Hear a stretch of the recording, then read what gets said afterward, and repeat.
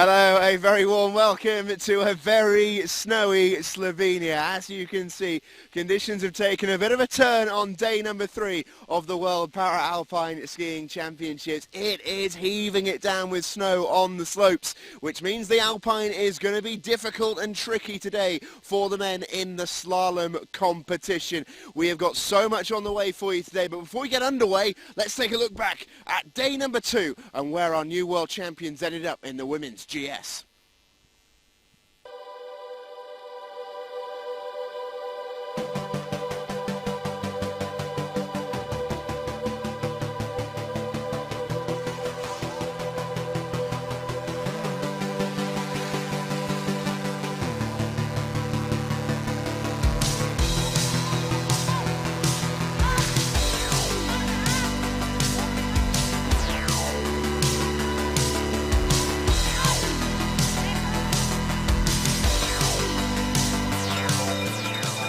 Our first gold medalists of the day, guys. A huge congratulations.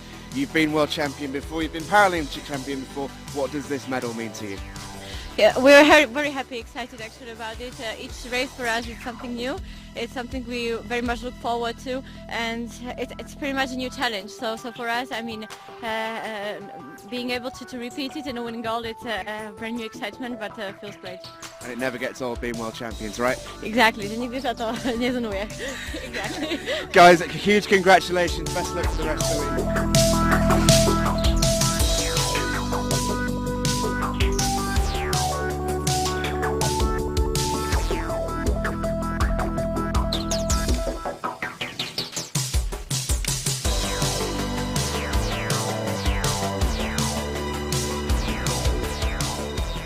Joined now by Marie Brochet. Marie, a huge congratulations. Another gold medal for your collection. It never gets boring, does it? It never gets easier either. It's never easy. It's always a new battle, a new race, and every time I think I don't work enough and I'm not too ready to fight with the girls, because every time I think she progresses more than me, and every time it's very difficult. I promise it's a big battle with me, with myself, and I'm very happy.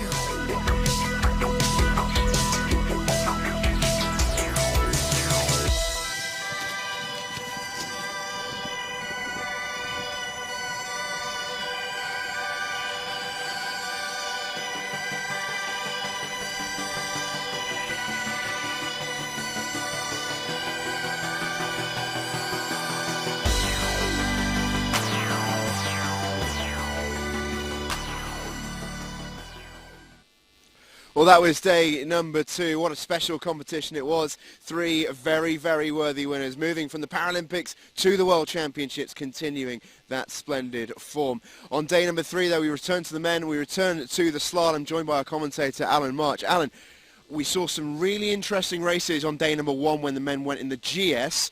Any changes in particular you're looking out for on day number 3?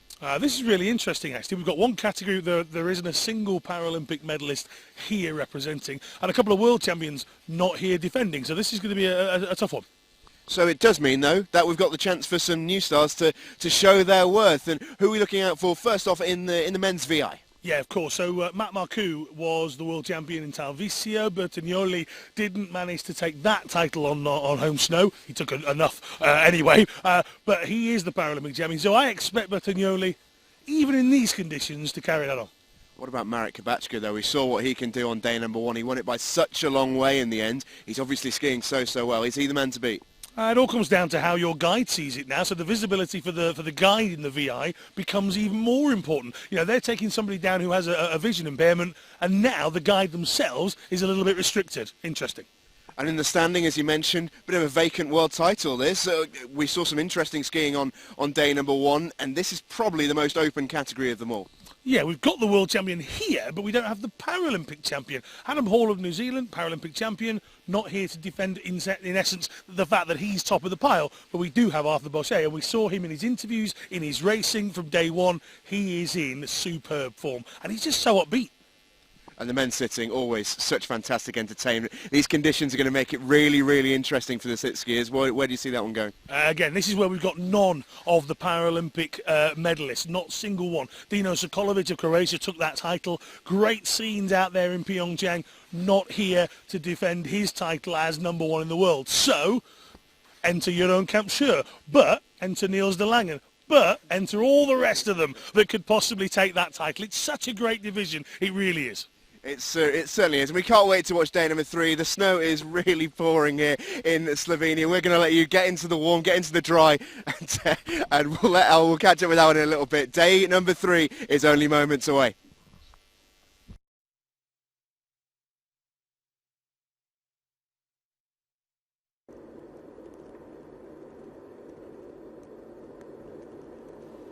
Well, we did say that it's going to be a good day. We absolutely cannot wait to watch it. It is mere moments away here in Slovenia as the snow continues to fall. What a contrast to yesterday, by the way. We saw in those highlights before our 3 new world champions crowned, the reigning Paralympic champions, Maroka, Boucher and Farkasova. This time around, as we mentioned with Alan previously, we are going to see some really interesting races and potentially some brand new world champions. Final preparations, as you can see, being made on the course in front of me, and it looks like it is just about ready to go. So without further ado, it is almost time to hand over to our race commentator. He is Alan March. You know, you think we'd find Stephen Jameson an umbrella maybe, but he's hardcore. He's out there in the snow, and we're all fairly hardcore, aren't we? The athletes themselves, well, they've got no choice. If they want to be a world champion, they have to take on all the conditions. Get in touch with us, use the hashtag, just like this guy. Here is hashtag Kranjska Gora 2019. Nothing like being hard at work in the morning. Get your hashtag tweets into us, Kranjska Gora 2019. This is what it looks like. The first 2 days here in Slovenia have been beautiful. The sun has been out. There hasn't been a flake of snow falling on any of the mountains. However, this morning, that has all changed. Plenty of it overnight, and it's still coming. One of the locals said, I'll be gone by the time we start the racing. That was 3 hours ago. It hasn't stopped since then. -8 in the snow, -6. Just going outside is a little bit cool.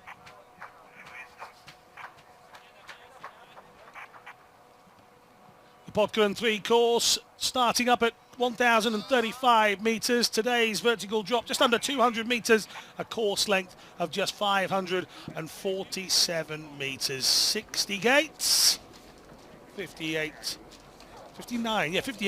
of those are turning gates as well. Plenty looking on. Our understanding is that the President of Slovenia is here today watching on. June Slivnek competing in the sitting event a little later, but we'll start with the men's VI as always. And as we mentioned out there with Stephen Jameson, Nomak Marku, he and Jack Leach ending their partnership after a successful Paralympic Games. Mac now has an injury to cope with as well, so get well soon to Mac Marku. But the rest of the world is here. This is run number 1. Slalom, as opposed to the giant slalom. The gate fences switched to just being the gate poles. Jakub Krako, a bronze medalist at the World Championships in Tarusio a couple of years ago. His guy Branislav Brosman, a long-time partnership this one. And again, as I mentioned, for those that have a differing impairment, even just some snow or rain on your goggles can impact you even more. Your perception of what's in front of you, never mind how good the guiding is. And this is quick, by the way, from Brosman and Krako.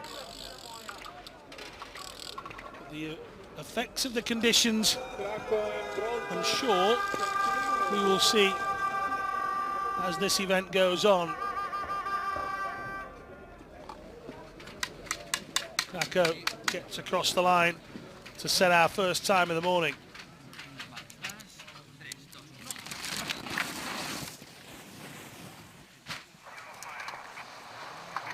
Sixth place in the giant slalom, Krakow. Just above him was this man, Jon Santakana Mestegui, who was the silver medalist in Tarvisio. 38 years of age. Pretty sure he said he was going to retire after Pyeongchang, but here we are, nearly a year on. That isn't the case, although he is retiring from this one.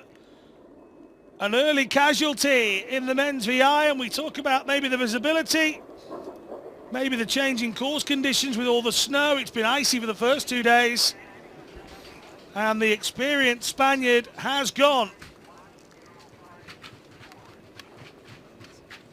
Kevin Burton waiting on.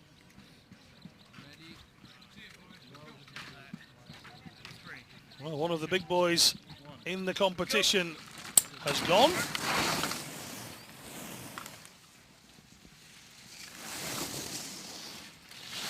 And plenty of big names left to come. So Kevin Burton, Kurt Grimmelman.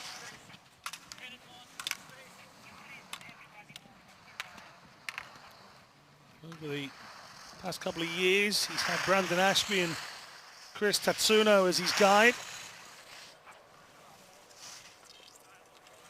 Lives in Winter Park, Colorado, Kevin Burton. Now tackling Alpine as his chosen sport after being a para cross-country and para biathlon competitor during the Sochi Games. This is his second World Championships.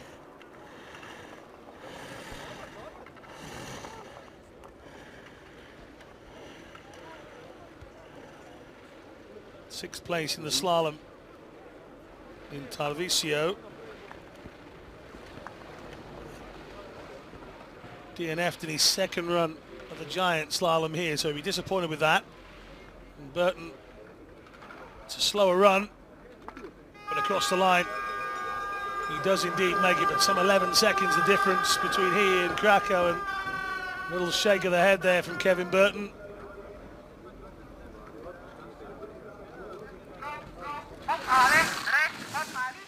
No, this is the man that took the giant slalom title 2 days ago. Marek Kubacka, the only B1 classified athlete in the men's vision impaired category. His goggles are blacked out. He has very little, if not any. Oh, he's definitely straddled that gate. Now, whether he knows that could be interesting. We'll have to see.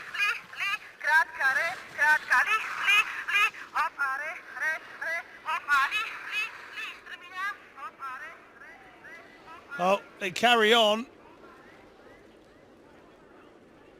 Now, going back to what I was saying, Marek Kubacka recognises a B1 classified athlete. That means he has the least visual acuity of the three classified sections you can be in: B1, B2, B3. B3 would be the highest, B1 being the lowest.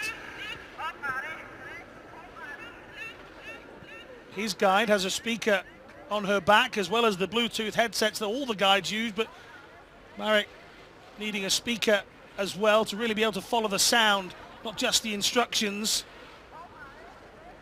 His factored time much different to those in front of him, but he is behind. He had an astonishing second run on the opening day.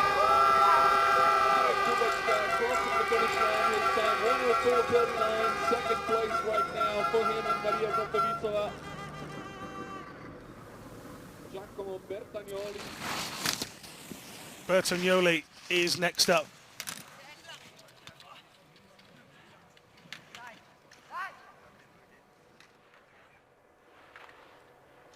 Bertagnoli, reigning Paralympic champion.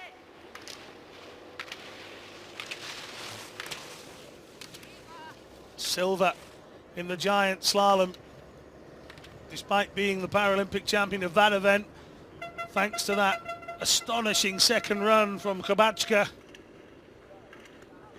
When visibility's good in terms of race conditions, you have a fairly level playing field. When all of a sudden the snow or the rain comes into it, it does make it different. And so far, Jakub Krako has dealt with it very nicely indeed. And across the line goes Bertagnoli, 2.7 seconds back. And the man who held both the slalom Paralympic titles now has one run left to find any of them.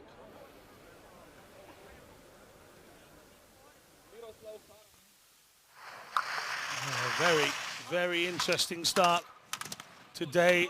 Number 3 here in Kranjska Gora. I think Bertagnoli is being reviewed as well. So at the moment, Kranjska and Bertagnoli potentially under the scrutiny of the officials for their run. We'll bring you more information on that. This is Miroslav Hreos with Maros Hudik, his guide.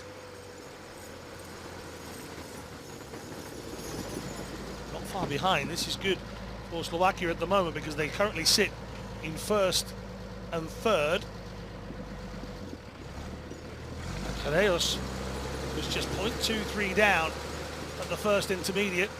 They're into the drop down, twisting and turning, really having to work hard to follow those instructions from their guide. Get inside the final gate, 56.18. He's 1.39 down, but it's enough for second position, much closer than Bertagnoli.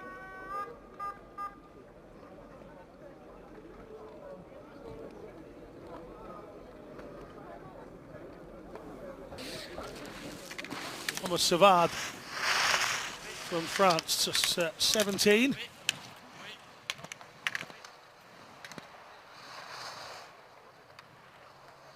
He and his guide, turns out quite a bit of distance between them, whether that's chosen thing or something they'll have to learn. But, Thomas Savard has Cohen Lamet. Cohen guiding through.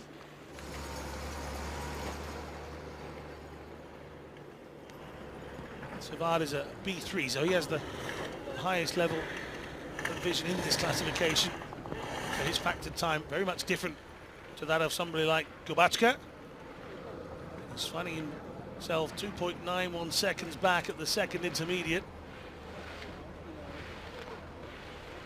Getting down low and turning into each of these gates. Can't miss one. Oh, clatters the last one despite it being straight. And the French youngster gets across. That's took some out of him. Raised his arms, delighted to have completed his run down to the bottom. Savard's time, enough to put him in fourth position.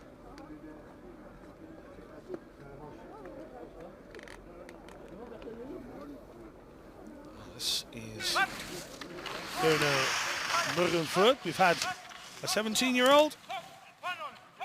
And we go from one of the youngest here in the competition to I think the oldest of the lot in Bernard Murrenfurt.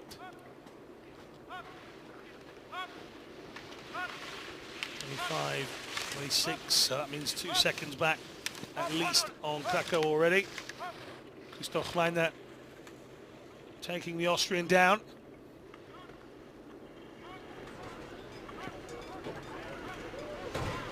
Finished in 8th position in the giant slalom earlier in the week. The first World Championships. 5th place in Paralympic history. When he takes a trip down memory lane, he can always say he was 5th in Pyeongchang at this event, 4th at the Super Combined, so we'll have plenty more of Murrenfurt when we get to Selenavir, I'm sure. But here we'll wobble of the head at the end. Plenty of Austrian support, plenty of support in general actually. A lot of people out on the slopes of Kranjska Gora this morning, despite it being the worst of the weather for them to have come and stood around.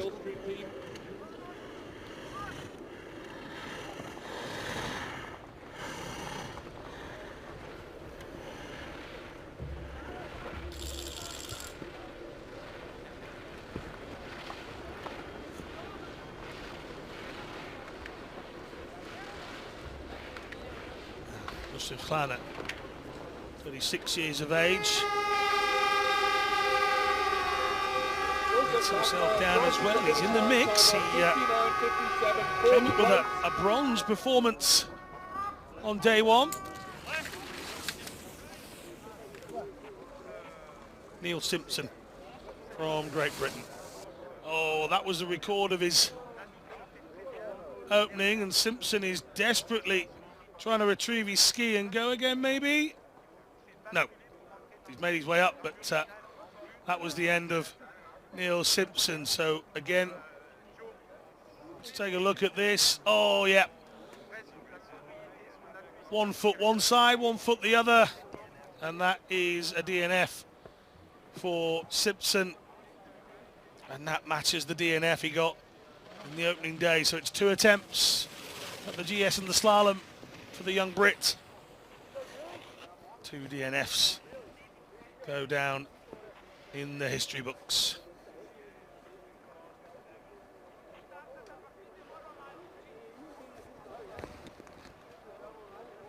Whenever you're ready, Pat. Ready when you are. Ready? Yep. 3, 2, 1.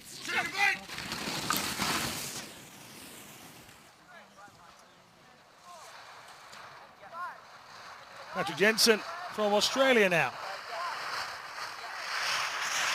Zali offered the guide.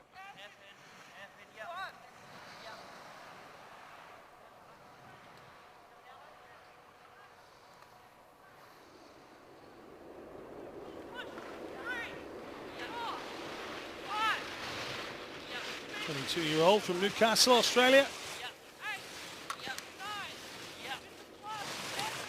Look how close these two are. You saw the distance between Savard and Lamé earlier on. Absolutely contrasting styles. Each skier very much different. Each skier very much likes their own different comfort, and clearly Patrick Jensen works best with his guy just in front. He's having to work very hard. Just a little further back on the course there, but through comes Zali Offord. Through comes Patrick Jensen. Crossing the finish line. He's ninth. 1:08.36. But he can say that he completed the course at least.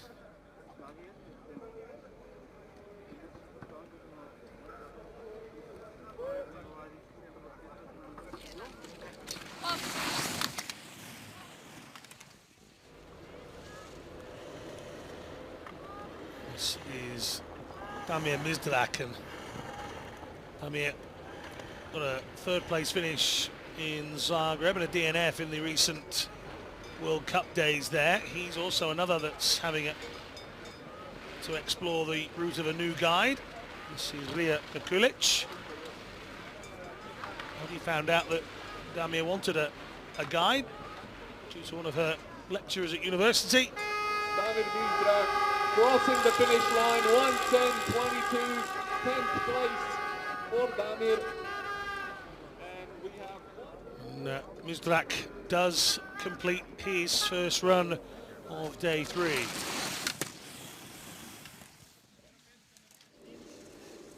Well, that was Tadeusz Chris starting. That is Tadeusz Chris sitting. So out goes the Czech athlete, our final athlete of the men's VI.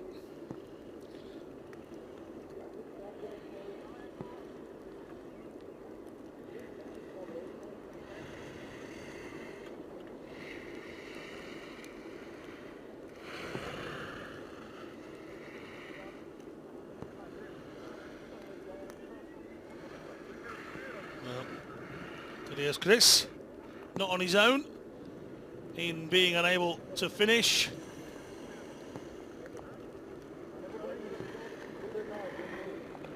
And this is how we look then after one run in the men's slalom event. Jakub Krako, Miroslav Horeus, Giacomo Bertagnoli, Josef Lana, Thomas Savard, a couple of newcomers up there.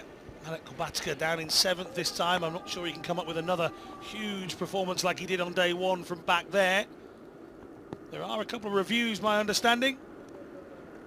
So we'll see how that impacts on the standings a little bit later on. Talking of the standing, that's what's coming up. The men's slalom standing event. The biggest entered event of the lot. Martin Franze, Martin Wirtz will get us underway.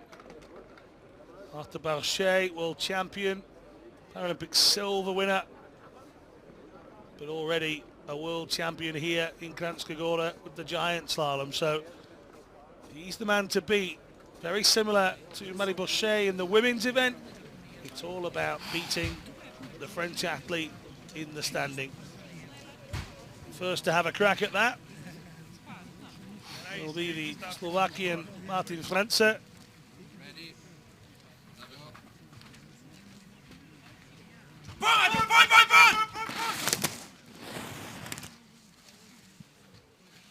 34-year-old starts his journey down. Again, no ability to use a ski pole in either hand. Something that Martin has dealt with since birth, so his ski style hasn't been adapted. It's the first and only ski style he knows, and he has made a pretty good living as a para-alpine skier out of it. This is his 7th, count that, 7th World Championships. Martin Franze, 11th place in the slalom last time out. The fans from Slovakia are getting louder. And the first athlete down to set the time for the rest. Oh, he's collided with that penultimate gate. Whether he's got both skis the right side or not, couldn't quite tell from this angle. Again, you can use the hashtag Kranjska Gora 2019 to get in touch with us. Don't forget, at Paralpine on Facebook, Twitter and Instagram for all the extra content you might possibly need outside of the racing.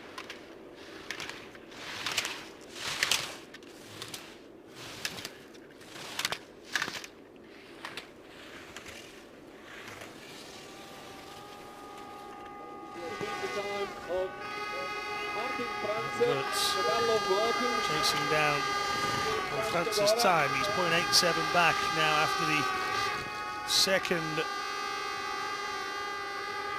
intermediate time, so Martin work to do. Can he get near the 57, 51? No, he's going to go behind Martin Franze. Second place for Martin Wirtz. So Wirtz goes into second.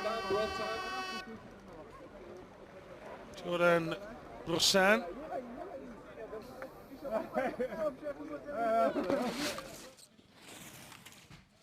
"25-year-old French skier.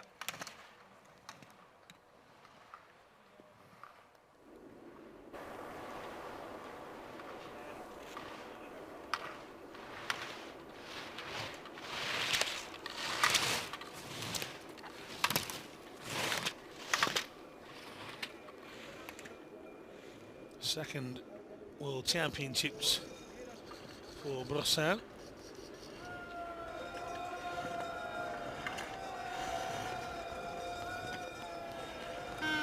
Involved in a motorcycle accident in May of 2009, and he's just getting caught up here, and 57, 51 is fast slipping away from Jordan Brossan, The time for Jordan Rossan, 2.79 is how he Third finishes place behind currently.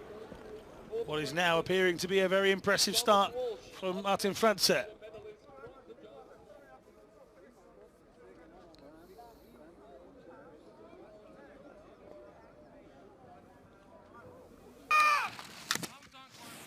Thomas Walsh screaming out of the gates.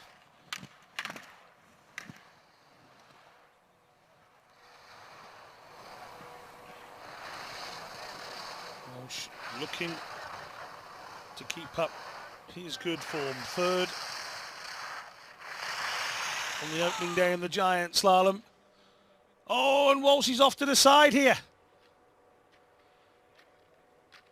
Well, he was inside. He's making his way back up here.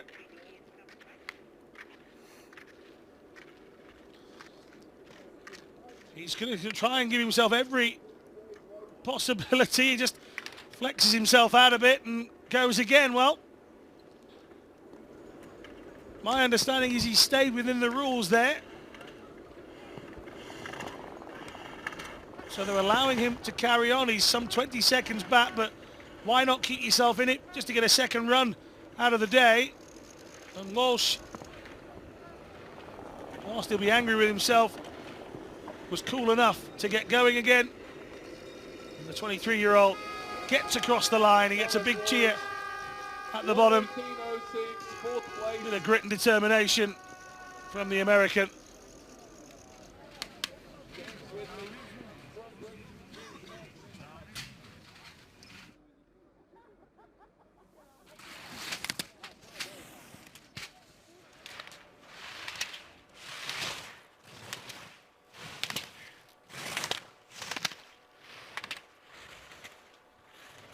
So James Whitley saw his mum down watching the athletes yesterday in the women. She was stood with the Mena Fitzpatrick parents. James Whitley.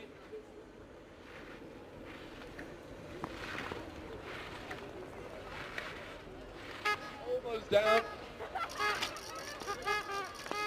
Whitley lunging to the line, 2.54 Third place now for Whitley. the difference. Good performance by him. Next up is Thomas Field.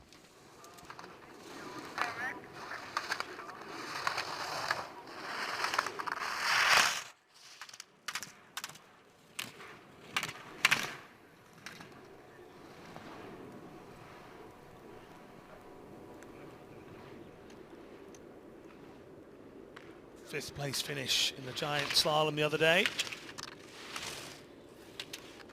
Desperate to improve on that, and he is improving the time that's been set so far by Martin Franze with Thomas Walsh. You would imagine dropping out of the picture after his slight mistake. This is an opportunity for Phil to start thinking about a medal. At the moment he's just thinking about finishing close to the finish line. this course. It's really So far, twisty and both turny intermediate times he was towards the there. bottom. Now let's see if he can keep it. Working hard in When those he crosses the final finish line, gates. 55, 54. and third place. 1.97 the difference. So Thomas Field, 32-year-old from Switzerland, goes top. Mitch Gawley, Australia's team captain in Pyeongchang, and he will throw himself into every gate, guaranteed. Almost the Gawley style. Gawley guile maybe. But the team leader bursting through at the moment. 0.24. That's not the end of the world for him. See Mitch's time. Factor is 100. Oh, a little bit out of shape there. Got caught by one of the poles. Only 0.26 back then. So this is a good run so far from Gawley. Can he find a bit of time at the bottom here to match Thomas Field? Weaving his way through the last set. 55-54. He dropped a bit at the end. 1:65 is the time. The difference between Gawley and Peel, 1:65. He was fourth on the opening day in the giant slalom. That run puts him in second for now. Robin Kusch, an athlete with a factored time of 89.11.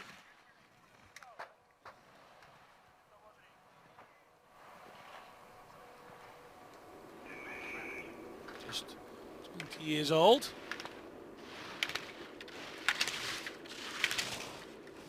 Apparently he's a Manchester United football fan. Well, you can't have it all in life, can you?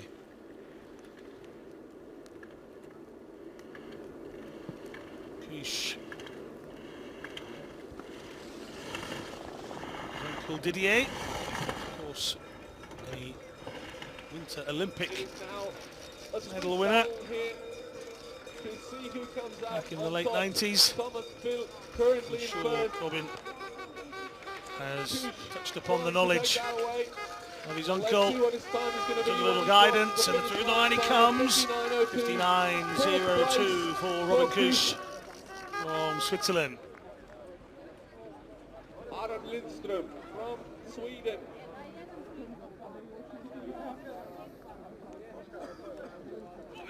Aron Lindström up next. Kusch's run puts him in fourth position.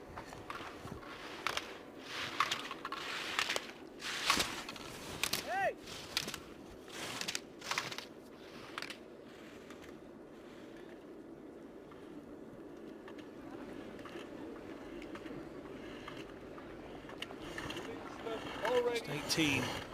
Lindström, but he's found himself struggling here. Had a decent World Cup last year, then couldn't replicate that. The Paralympics, ended up 7th in the slalom.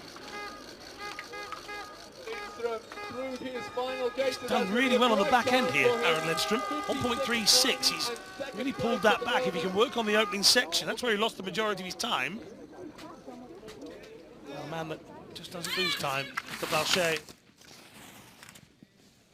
Reigning world champion, silver medalist behind Adam Hall of New Zealand in Pyeongchang. Hall not here, so Balchet has an opportunity to show the world that he's the best and retain his title. He's already a second inside Thomas Field here.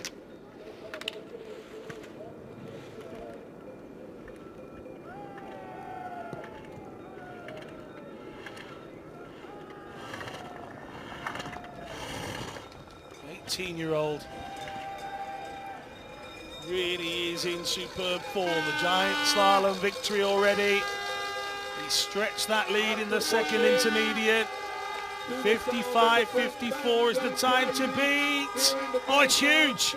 That's a big performance from Balchet. Big run from the young Frenchman. And Arthur Balchet goes to the top.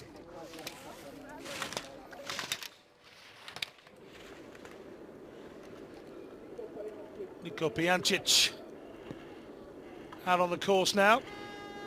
Another just the use of the left ski pole.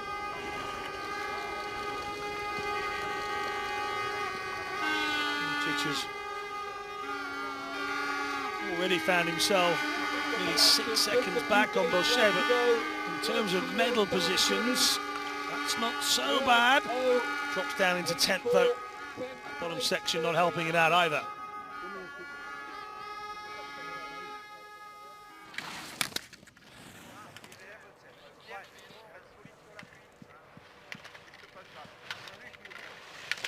Roger Louis Davy.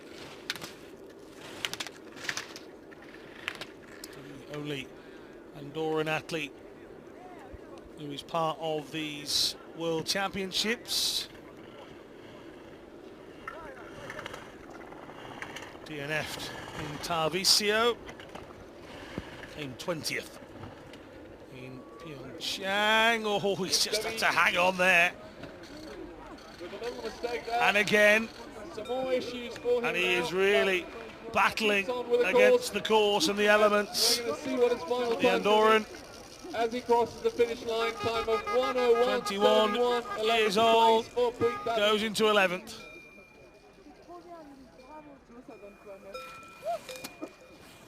This is Hiraku Misawa, one of our single-leg skiers. Born in Nagano, now lives in Tokyo. He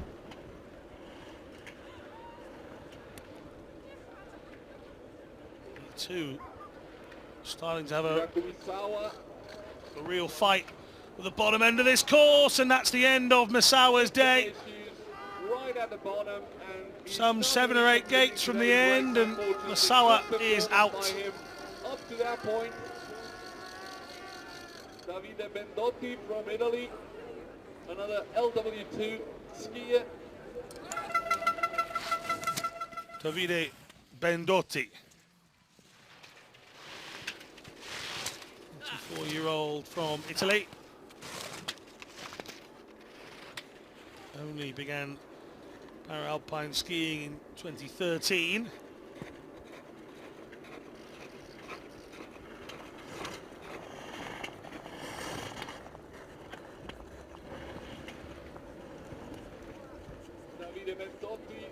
We saw one of the other single-leg skiers, Misawa, struggling a moment ago with this section of the course.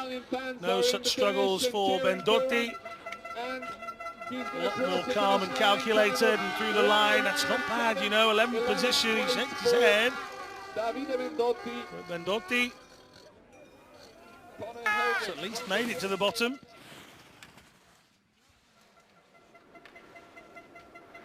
Conor Hogan now.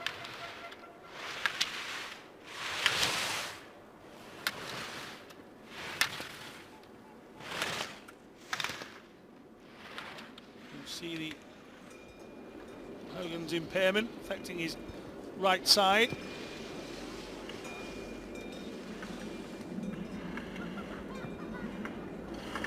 He's having a discussion with one of the athletes only yesterday regarding the do's and don'ts. Oh, and Hogan slips out, and now he's just got to wait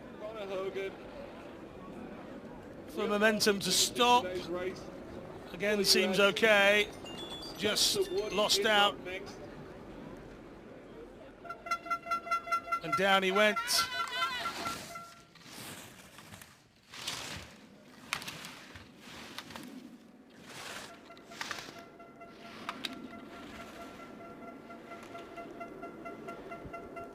Spencer Wood.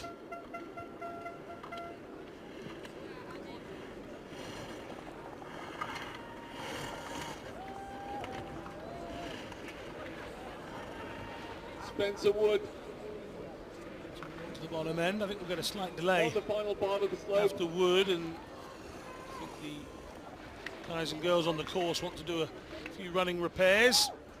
Let's see Wood, his time. no such struggles as Hogan, 1:55. and he goes into 10th position, so he's the lead American. Little nod Ilmar Orvarsson from as he enters Iceland the finish area. next. Artabache still continues to lead this men's standing event. Oh, a little awkward start for Hilmar Olvarsson. LW2 skiers putting down quite a run in the first run.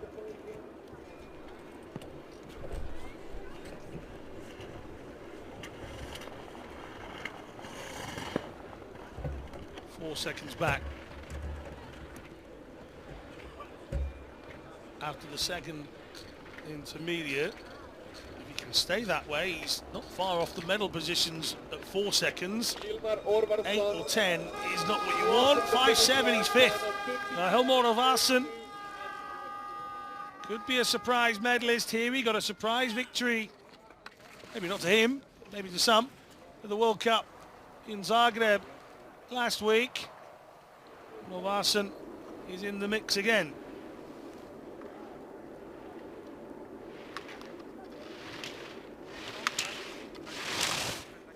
Kohei Takahashi.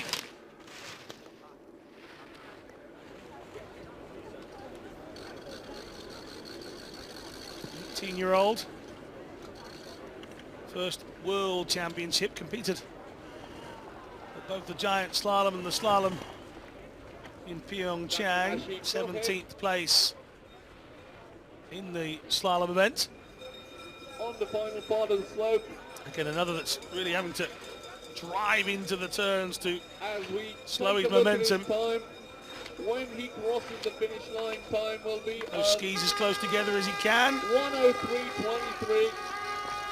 15th And Takahashi place crosses for in Japanese 15th skier. position. Manuel Bourdin from France is next.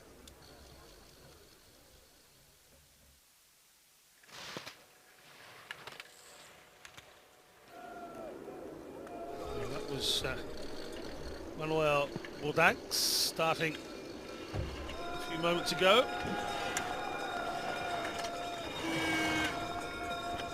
Finds himself 10 or so seconds back as he's already entered the final drop down. Plenty of noise being created Manuel at the Bourdin bottom of this run, by the way. skiing really Giant well. French flag so far. being waved at the bottom of your screen there, and that greets Manuel. 1:06.08.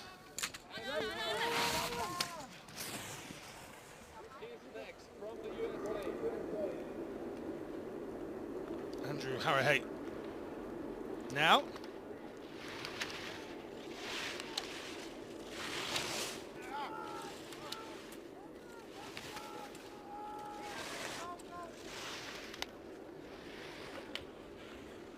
Nine and a half seconds back in the early stages. No shame in not being up with Arthur Bochet at the moment. There really isn't, not the way he is skiing. He has entered 2019 very similar to how he burst onto the scene in 2017 at those World Championships in Italy. Oh, and Andrew sliding out. That's going to be a did not finish for And just the American like teammate Conor Hogan, he is out the contest. So two of the four Americans have fallen. Thomas Walsh had a struggle. Only Spencer Wood has a clean run, really, out of those four. We said at the top of the program that maybe conditions today, which are so much different than they were yesterday, and on the opening day, could have an effect. And it certainly looks to be that way. The slalom proving to be difficult. This is Norway's youngster Marcus Nilsson Grasto.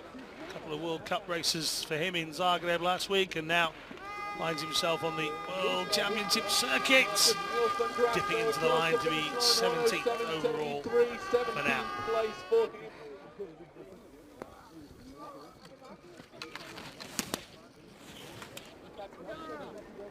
Bart Pawlikowski coming into the first intermediate checkpoint.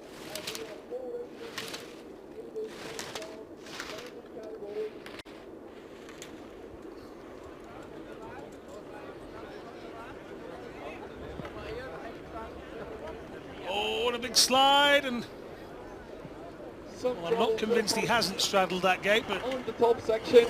Pawlikowski isn't to know that at that speed, so he is going to continue and hope for the best at the bottom.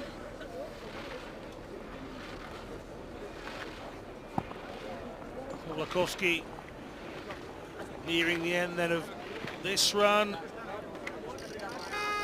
review of that fall will happen for Pawlikowski, so not sure whether we'll see him in the second run or not. This is Remi Mazzi.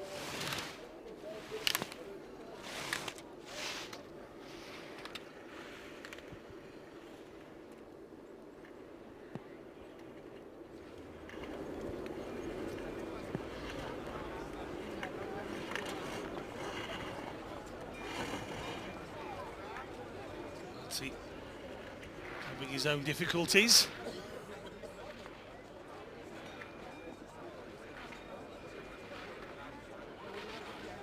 Having competed at para-athletics and missing out on a couple of European medals, 4th and a 5th in various 400-meter races. He's here competing across the finish line, time of 1:12, and that's 19th place for him. much of the learning curve for Remi Matti. And out very early goes the first of the 2 Chinese athletes that we have last up here.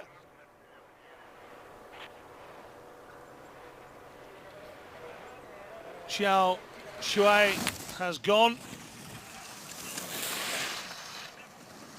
This is Sun Hongsheng.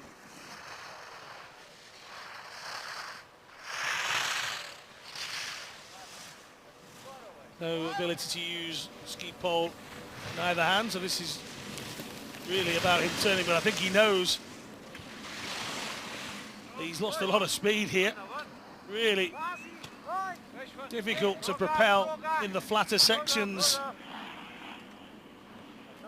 And Sun Hongsheng was taking a right good look behind him.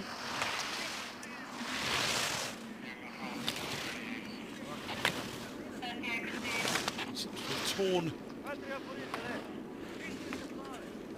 the outfit as well, I think, but we'll see in a moment. Sun Hongsheng continuing to make his way down, and again this is where he has to use every ounce of strength and ability he's got to turn those skis, the knees and the hips, shifting his body weight over and over. Punching soon. Through the line they come. Well, that is Sun Hongsheng getting across. We'll try and bring you the official time for Sun Hongsheng in just a moment or two. Now, I've said to you the Slovenians are out in force here today. The president is here. The men's sitting event is what they're all looking forward to, so we'll bring you that in a moment. We can give you the finishing standings as they are at the moment. A few reviews happening of the Republic of Slovenia over the place, but at the moment it is all about Arthur Boucher. Thomas Field the closest, and he is nearly 4 seconds back. Lindström in 4, 3rd position. Gorley is in 4th. He won't want to finish there. That's exactly where he finished in the giant slalom. Hilmar Olvarsson in 5th position. Can the youngster who's took some World Cup form from Zagreb find a little bit more inspiration? It's quite tight between 3rd, 4th, 5th and 6th. Martin Franze 5, 7, 9 seconds back from Boucher. Lindström just 5.18 seconds back. So the battle for bronze is on. Can anybody find a way past Arthur Boucher? Here, well, you fancy this will be a lot tighter. This is the men's sitting event. Jesper Pedersen, Kamstrø, De Langen, Sylvester, Suzuki. It's a whole host of names that you fancy will think themselves that they have every chance of taking this title. Not everybody can take the title.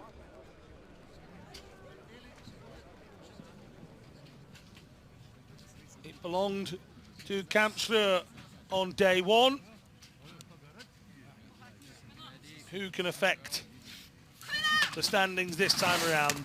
Pedersen, bronze in the giant slalom on the opening day of these World Championships.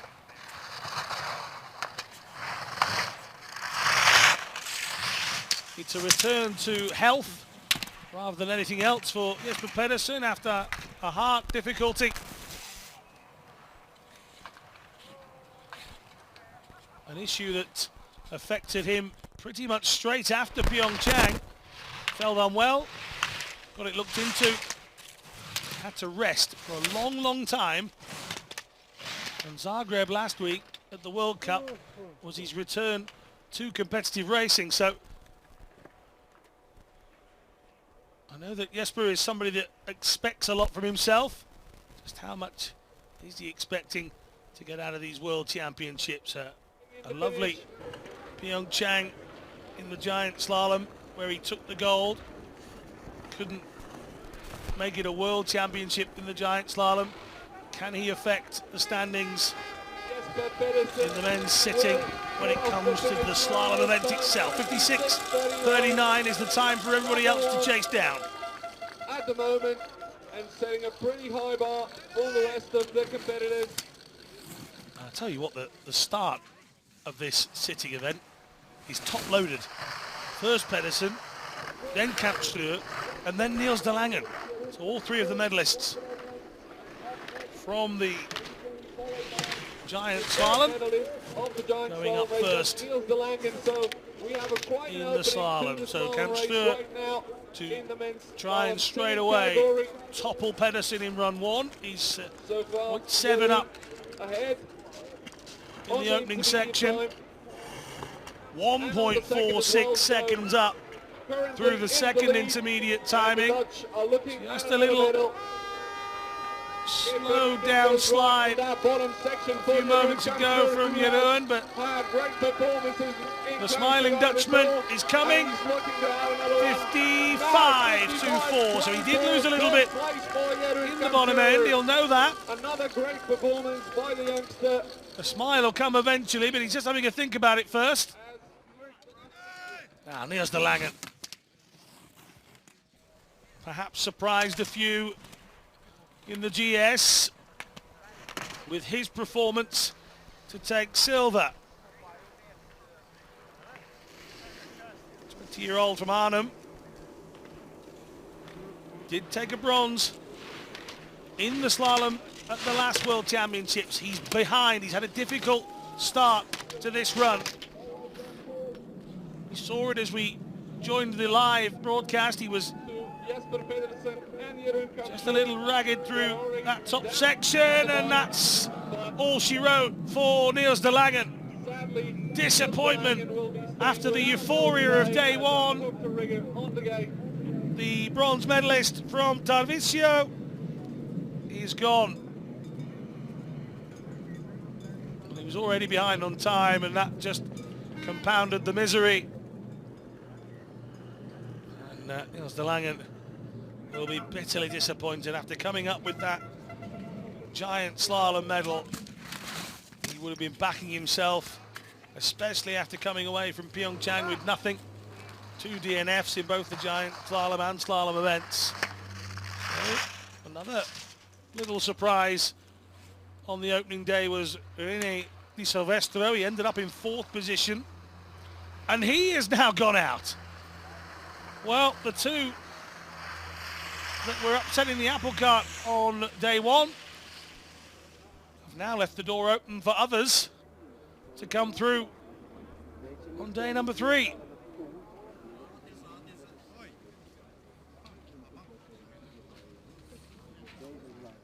Takeshi Suzuki, 30-year-old from Fukushima.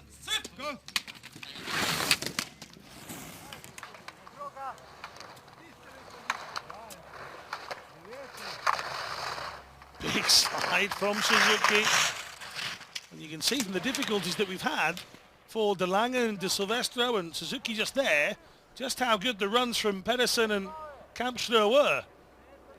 Sort of chainmail on the front of Suzuki's monoski.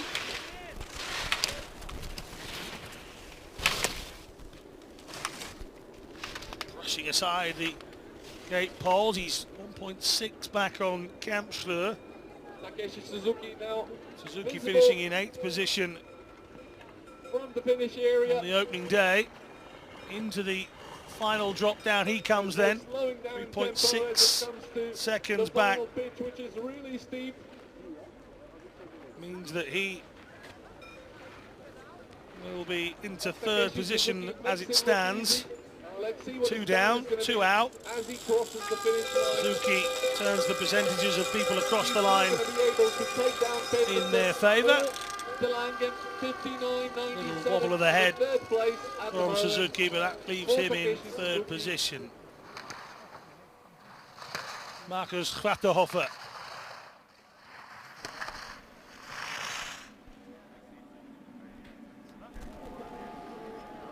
'27-year-old. How will he fare through this opening section? DNF'd in the slalom in Tarvisio. Did get a bronze from the giant slalom that time.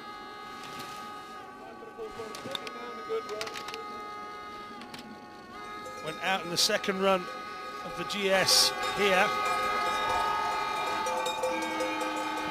And didn't finish the slalom in Pyeongchang either, so this is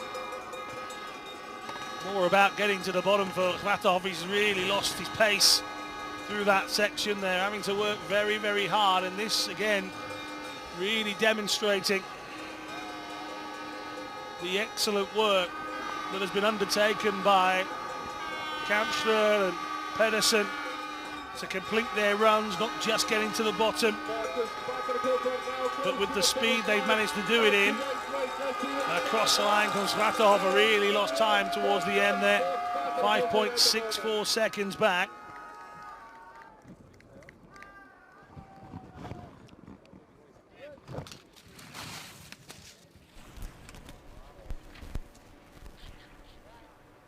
This is Roman Rabel.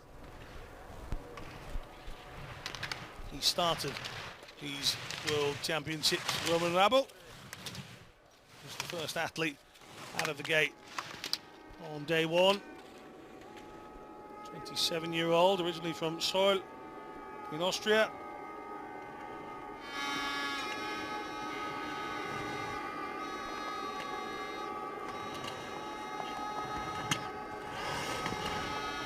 Into a tree whilst out skiing in 2007, led to his condition, and now he's back on the slopes competing at the very best level.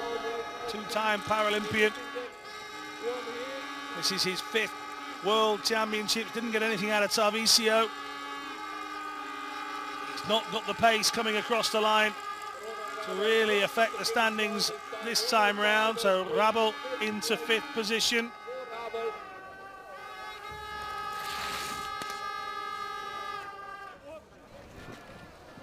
This is Taiki Mori, 38-year-old from Tokyo.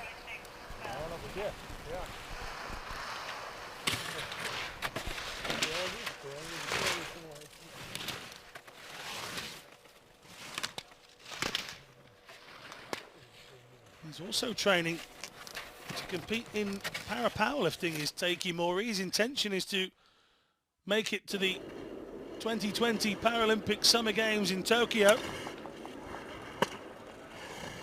He's certainly got a wide enough chest for it, hasn't he? He's a big old unit. Taiki Mori, nice and compact in there, but his intention not only to have been a winter Paralympian, he's now knocking on the door of being a summer Paralympian as well, having been to 4 winter games. So across the line he comes, 7 seconds the difference, and each athlete that crosses the line really showing you how good Pedersen and Kampschler really were. Andrew Kirker. Distinctive green fronting on that monoski. The Alaskan. And the man who you'll be watching more in the downhill and the Super G events. Those were his successors in Pyeongchang.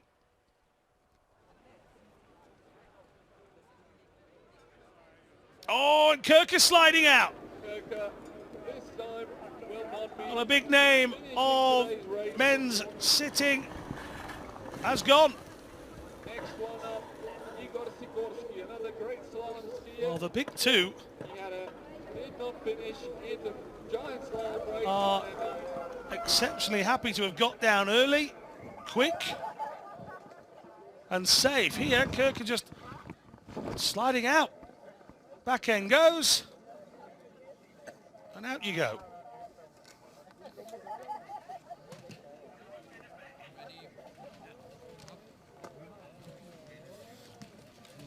Sikorsky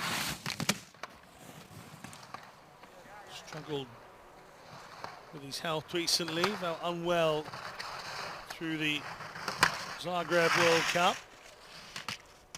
Won't go into too much detail, shall we? But first day was a real struggle for him. He just said, I want to get to Kranjska, get rested up until we start. And that is what he did. He would have been furious to have gone out in the very first run of the World Championship. Sikorsky, he's a man capable of competing with these big two. Third in the giant slalom in Pyeongchang says that.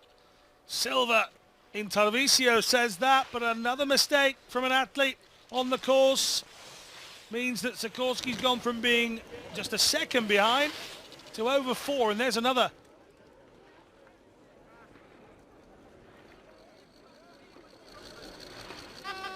Sikorsky will be hemorrhaging time here. And has managed to get himself across the line into third position. But he will know he could well have been competing for the top 2 medals. As it stands, Sikorsky and Suzuki have their own battle. There's not a lot between them at all. Less than 0.3 of a second between third and fourth. Ratterhofer is less than a second behind Suzuki as well. So for the rest of these athletes coming down, it is all about getting to the bottom in a decent time now, because I think there are medals up for grabs with 3 DNFs so far. The course is proving tricky, and should Pedersen or Kampstra have difficulties later on, you've got to be waiting in the wings.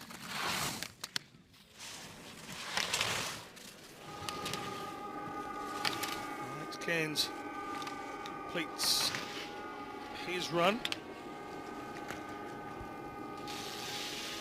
Put him into 7th position, that 104.04. This is Simon Wallner. Big slide from Wallner. He's almost static there. We'll need to find some momentum to continue. He has done, that's good. But that will have slowed him right down. Over 10 seconds already, the difference. As you can see, the intermediate times. Oh, and just trying to slow and turn a full flip. And that means he is out. The third of the Dutch athletes there. One good, one bad so far for the Netherlands. Boris Meyer didn't have a great day in the opening day. Came in 12th position in the end.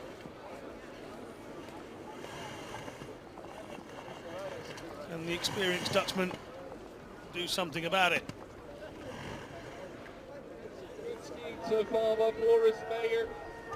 He's also approaching 10 seconds the difference, so just gone past Wallner. And Meyer hits the line in 108.95. It puts him inside the top 10.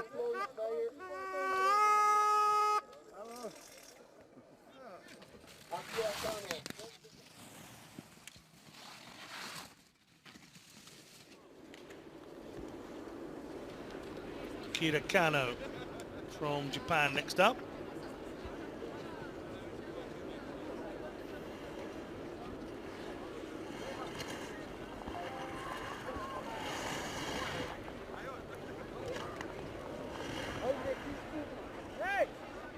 He's lost parts of his equipment here. That's going to be a Well, finish for Akira it's a Kano. DNF. And that was... that'll need some clearing up.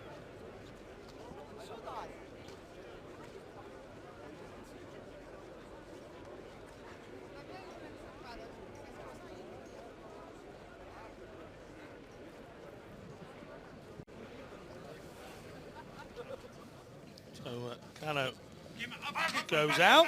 This is Thomas Nolte. He's not a stranger to a wild crash. Somersaulting the safety barriers during the World Cup of last season.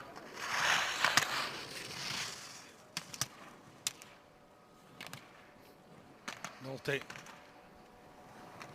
continuing to move down. Hasn't had the difficulties a lot of them have had so far. Difficult times chasing down Kampster's time. 4.65 seconds back.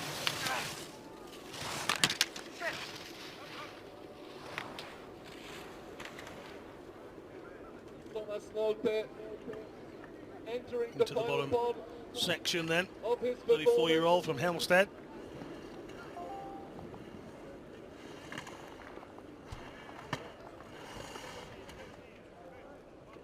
Competing since 2004.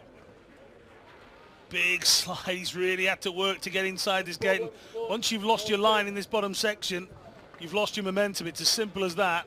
And Nolte is also having to battle this bottom section just to get to the line. So a course that when you saw Kampster and Pedersen go through it, you thought was pretty quick, but the rest of these guys really finding it difficult to make their way down. So this is Nicholas Biscay Hudson.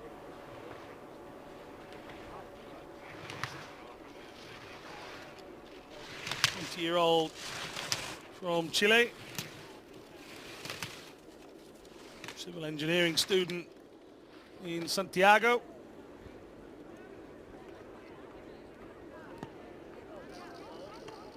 The Chilean racer now Initially took up wheelchair tennis after the accident that led to his impairment on a motorcycle in 2012. He's swapped the court for the course. Well, he's theoretically still in here. He hasn't missed the gate, but may have been stationary too long. But he has fought his way back into the lines that he wants to follow.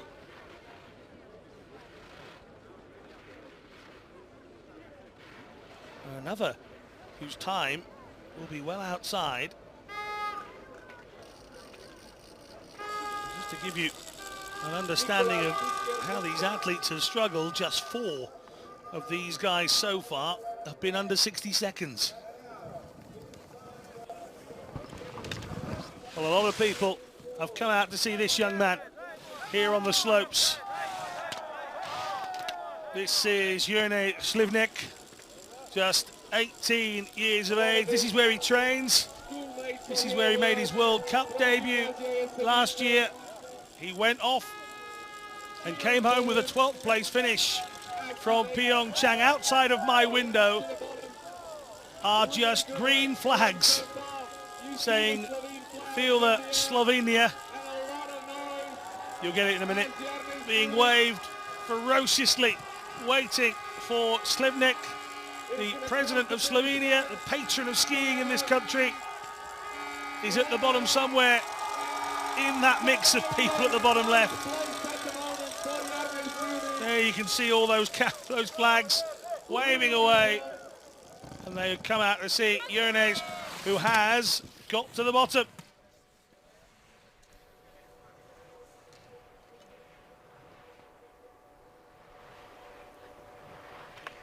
Slivnik's time actually takes him into the top 10. He's ahead of Maya, Nolte and Biscay Hudson, so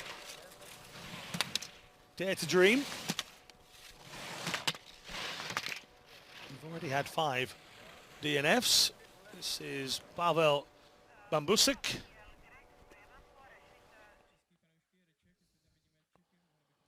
Just 2 to go after Pavel.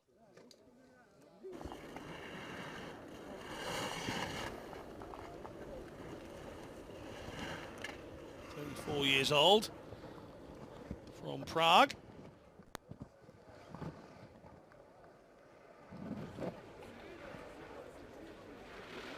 Suffered an accident falling from a bridge at 17, and he's fallen here onto the snow.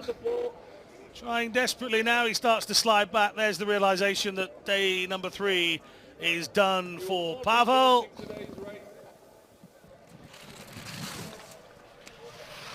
Yeah, Manuel Calietto.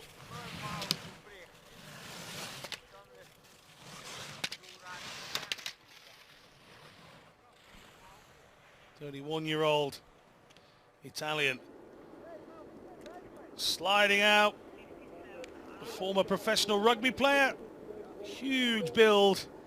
If they can get him up to speed, his size will give him the speed, but Michieletto goes out."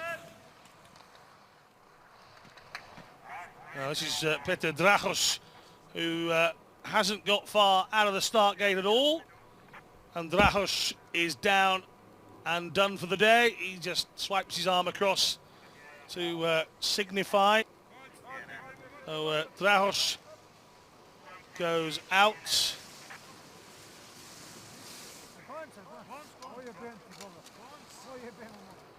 Dragos drifts off to the side. So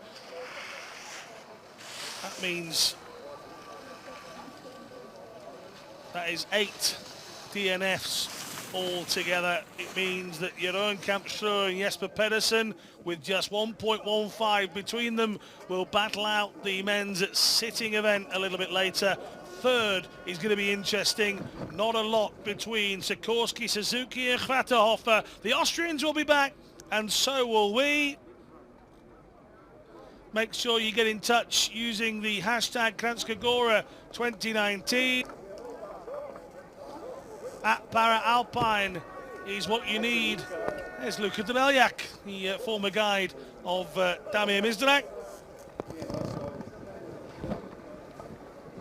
Get yourself on Facebook, Twitter and Instagram for all the extra content.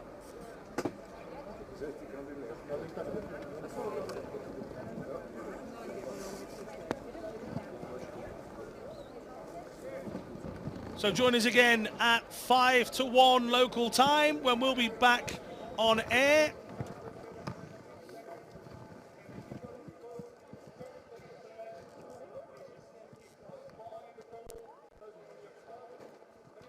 Join us at 1:05, should I say, actually, as we bid you farewell from day 3, first session here at the World Para-Alpine Skiing Championships.